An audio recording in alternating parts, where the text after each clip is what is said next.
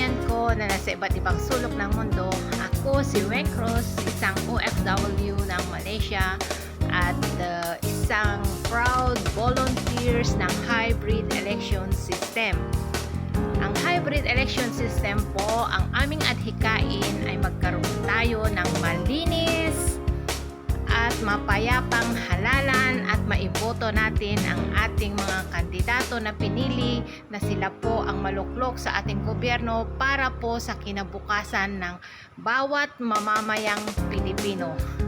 Lahat po tayo ng mga Pilipino, mga kapwa ko Pilipino na sa labas at loob ng bansang Pilipinas, ang hangarin ay kabutihan ng ating bansang Pilipinas upang sa ganon na tayo na mga ordinaryong tao ay matulungan ng ating bansang Pilipinas. Di po ba? Kaya ang solution po nito ay magkaroon po tayo ng malinis na halalan sa year 2022. At ito po ang paraan ay ang hybrid election system.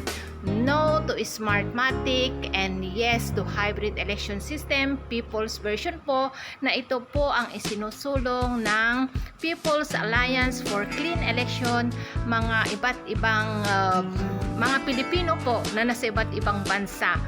Na ang hangarin po ay tuluyang pagbabago sa ating bansang Pilipinas, ang malinis at walang dayaan na halalan.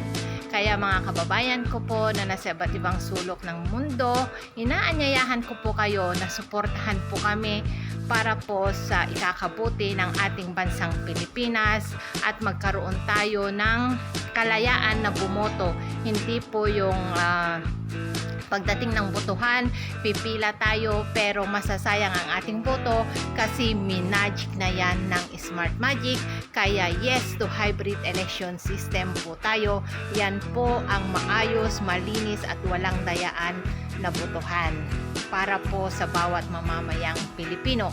Kahit po nandito tayo sa ibang bansa, kami po karamihan sa People's Alliance for Clean Election ay mga nasa ibang bansa po at ipapakilala ko po sa inyo ang aming President International, si Sis Janet Panaligan from UK po. Thank you so much and inaasahan po namin na makiisa po kayo sa aming isinusulong na hybrid election system para po sa kabutihan ng ating bansang Pilipinas. Thank you so much. Have a blessed day ahead po sa ating lahat. Magandang buhay mga Pilipino sa iba't ibang sulok ng mundo. Yes to hybrid election. Pagbati mula dito sa Buckingham Palace ng London, England. Ito po si Janet, isang OFW sa UK. At ako po ay sumusuporta sa Hybrid Election PH 2022. I am a proud HES volunteer. And I say, no to Smartmatic, junk Smartmatic, yes to HES, Hybrid Election System. Yung people's version po ng hybrid election system. Yes to HES, people's version. Salamat sa ating mga kababayan sa labas at loob ng bansa na sumusuporta sa hybrid election system. Patuloy po natin itong suportahan at ipaglaban hanggang ito po ay mapasa sa Senado at Kongreso at magamit na sa PH 2022 election. Please register online ang sa inyong suporta sa hybrid election system dito sa ating website www.hybridelectionph2022.org. Mas marami po ang mag-register na sumusuporta nito. Mas madali po nating maipasa sa Kongreso at Senado ang ating proposal na hybrid election system. Part of this global movement para sa tunay na pagbabago na minimiti natin, ang tunay na pagbabago na nagmumula sa malinis na halalan. Dahil sa maruming halalan, ang simula ng korupsyon, ang korupsyon na ugat ng ating kahirapan. Sama-sama, tulong-tulong para isulong ang hybrid election system. Kahit tayo po ay mga ordinaryong Pilipino lamang, ang ating kapangyarihan ay nasa ating pagmamahal sa bayan at pagkakaisa sa mithiin nating tunay na pagbabago ng bayan. Huwag lang po tayo mag-register bilang supporter ng Hybrid Election System or HES. Tayo po ay maging HES volunteer. Sabihan po natin ang ating mga kapamilya, ang ating mga kamag-anak, ang ating mga kapitbahay, mga classmates, mga Facebook friends sa loob at labas ng bansa na suportahan ang hybrid election system at mag-register sa online website natin. At sila rin po ay maging HES volunteer. Manawagan po natin sa ating Tatay Digong, President Duterte. Sinabi niyo na po, Tatay, i-dispose na ang Smartmatic. Ayaw na ng mga tao ang Smartmatic.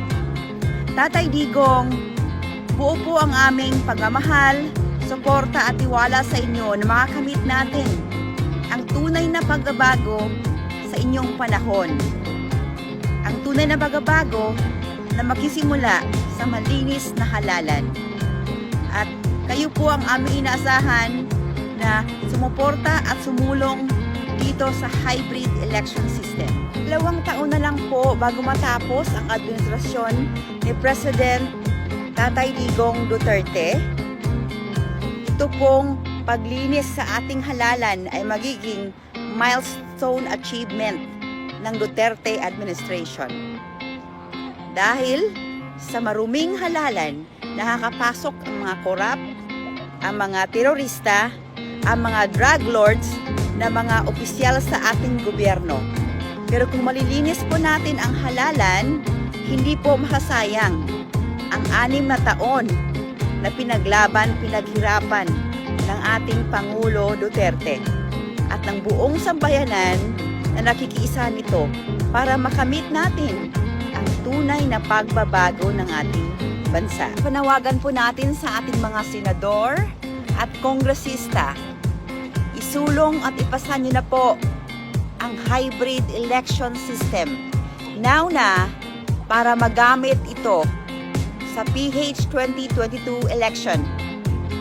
Yung hybrid election system na hindi gamit ang mandarayang Smartmatic dahil ayaw na po namin ng Smartmatic.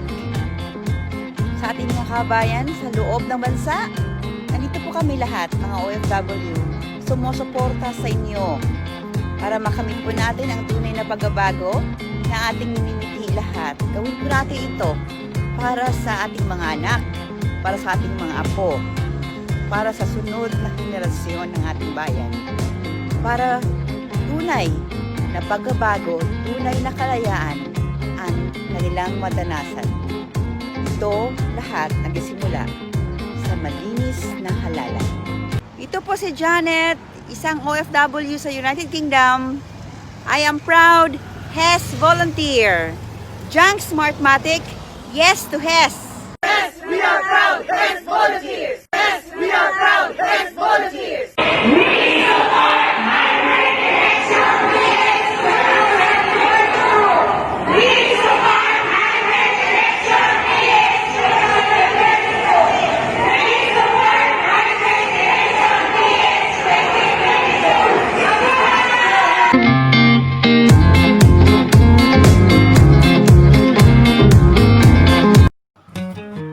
Ayun po si Sis Janet Panaligan from UK.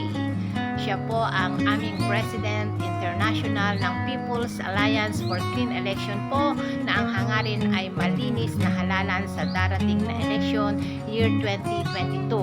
At ang kasunod po nito ay atin pong panuorin ang paliwanag po ni Attorney Glenn Chong kung ano nga po ba ang hybrid election system. Kilala po ng buong mundo si Attorney Glenn Chong. Siya po ang nag-iisang lumaban, ipaglaban ang mga ginawa ng COMELEC at ng Smartmatic na pandaraya sa ating bansang Pilipinas sa tuwing araw ng halalan simula po noong 2010, at siya po ang nakipaglaban, nakipagdiskusyon, nakipag-argue sa Senado ng matalo po si BBM. Kasi kitang-kita po natin na panalo si BBM. But yet, ang nangyari ay dinaya siya ng Smart Magic. Kaya atin po pakinggan ang ating putihing senador.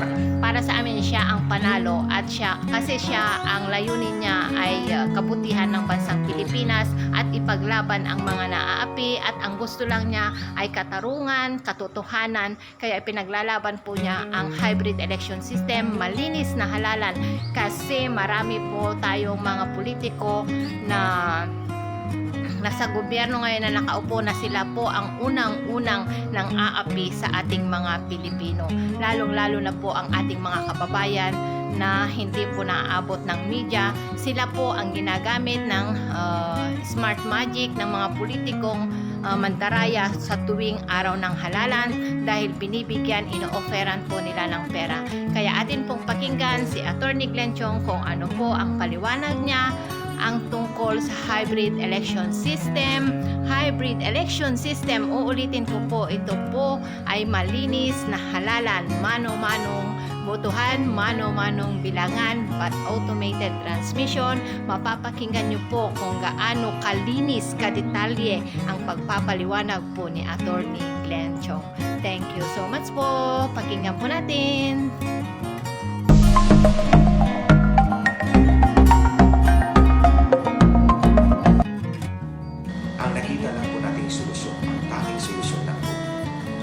Ay ang hybrid election system.